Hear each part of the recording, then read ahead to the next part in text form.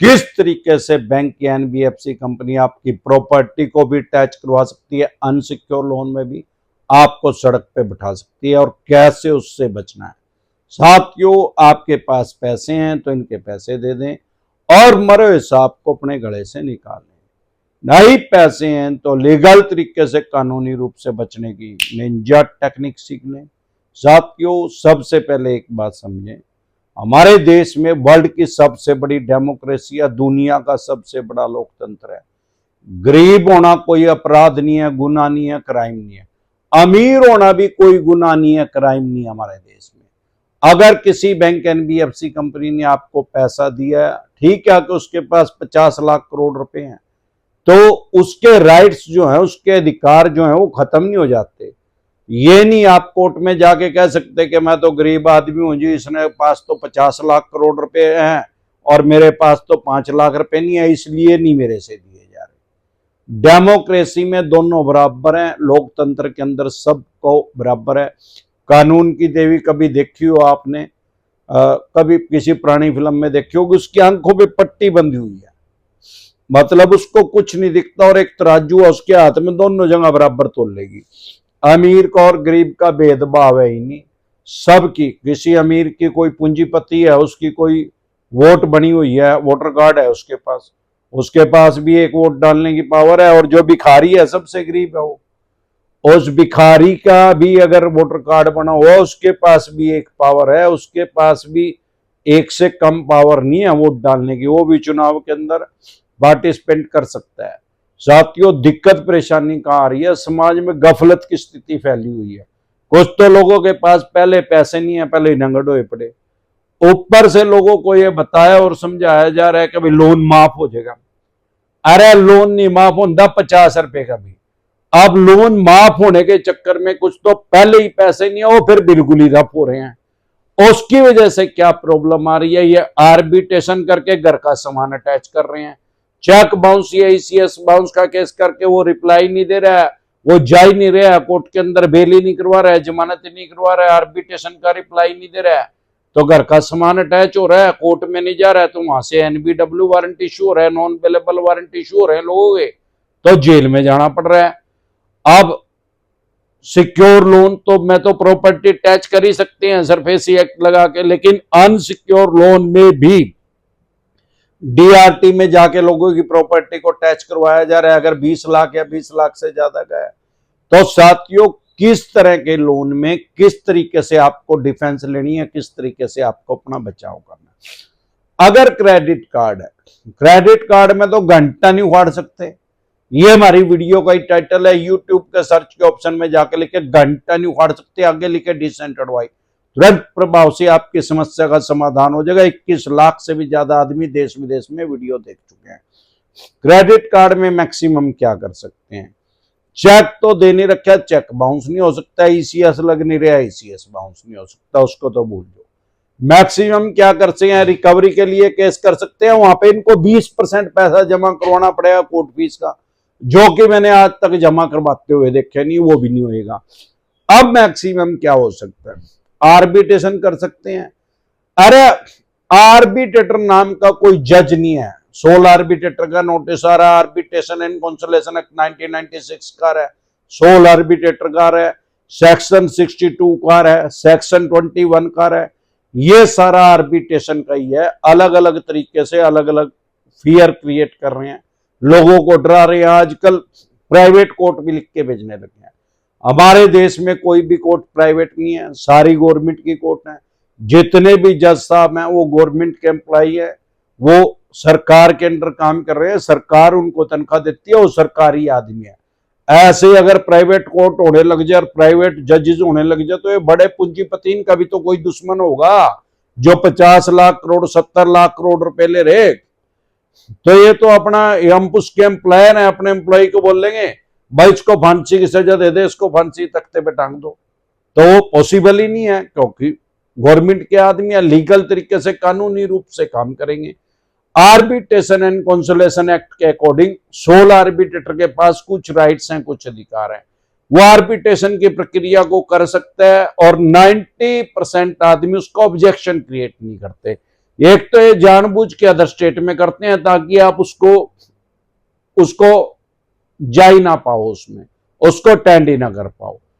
अब ये क्या करते हैं, अगर आपने उसका ऑब्जेक्शन क्रिएट नहीं किया तो वन साइड डिसीजन दे देंगे, एक तरफा फैसला। कानून की भाषा में उसको अवॉर्ड बोलते हैं, अवॉर्ड पास कर देंगे। अवॉर्ड पास करने के बाद क्या क्या कर सकते हैं, ये क्या अटैच कर सकते हैं, आपके घर को टच नहीं कर सकता, दुकान को टच करने के ऑर्डर नहीं दे सकता। सारी दुनिया के अंदर दो तरह के एसेट होते हैं, एक मूवेबल एक अनमूवेबल। अनमूवेबल जो एसेट है, जो आपकी अचल संपत्ति है, जो चल नहीं सकती, उसको टच करने की पावर सिर्फ कोर्ट के पास है, आर्बिट्रेटर के पास नहीं है। चल संपत्ति को टच करने की पावर है, उसके ऑर्डर वो दे सकता है। Bed, sofa, TV, washing machine, cooler, AC, gas cylinder, चूल्हा, कोई व्हीकल है आपके नाम, उसको टच करने के ऑर्डर दे सकता है। उसमें एक क्लोज है, अगर वो व्हीकल पहले लोन पे है तो टच नहीं होगा। आपकी दुकान के अंदर कोई सामान है, उसको टच करने का ऑर्डर दे सकता है।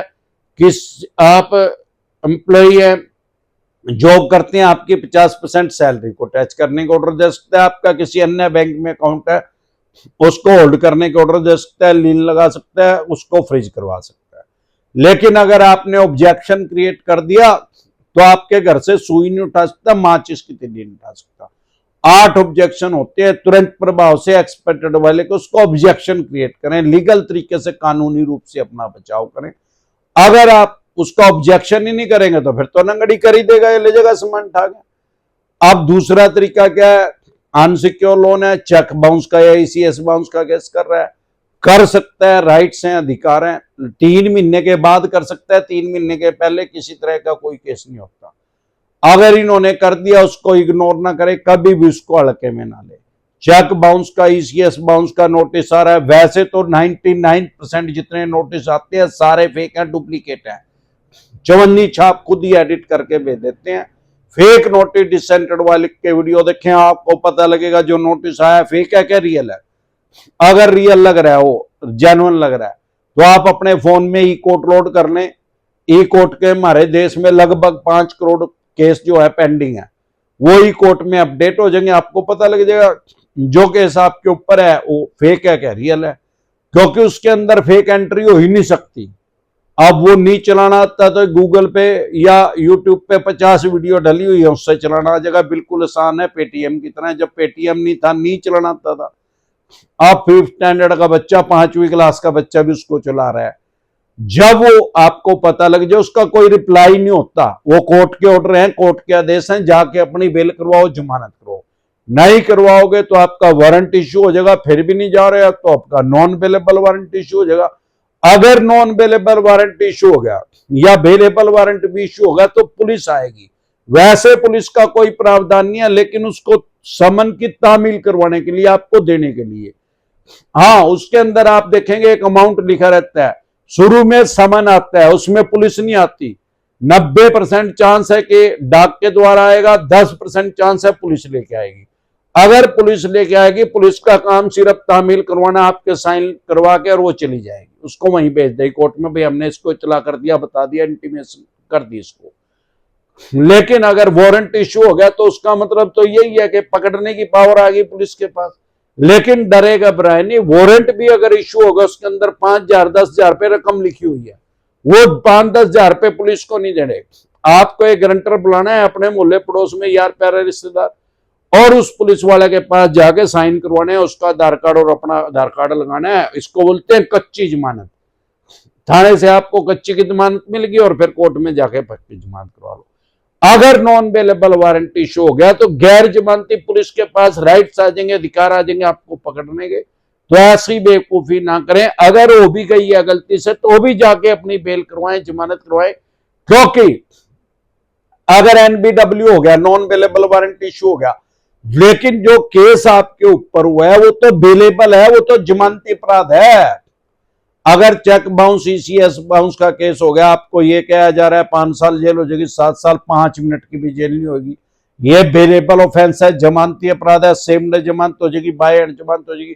कश्मीर से लेकर कन्याकुमारी तक, अरुणाचल प्रदेश से लेकर गुजरात तक अमरदीप का अध्ययन के साथ एडवोकेट एसोसिएट हैं, आपको एडवोकेट चाहिए, हम आपको एडवोकेट प्रोवाइड करा देंगे। आपकी स्क्रीन पे नंबर है, उसको सेव करके आप अपॉइंटमेंट ले सकते हैं। और इसके अलावा आपकी प्रॉपर्टी को कैसे टैच करवा सकते हैं, अनमूवेबल को, जो आपकी स्थिर है, जो अचल संपत्ति है, उसको भी टैच करवा सकते हैं अनसिक्योर लोन में, डीआरटी में जाके। अगर डीआरटी से नोटिस आ रहा है, कानून की भाषा में समन बोलते हैं, जाके अपना केस लड़ें।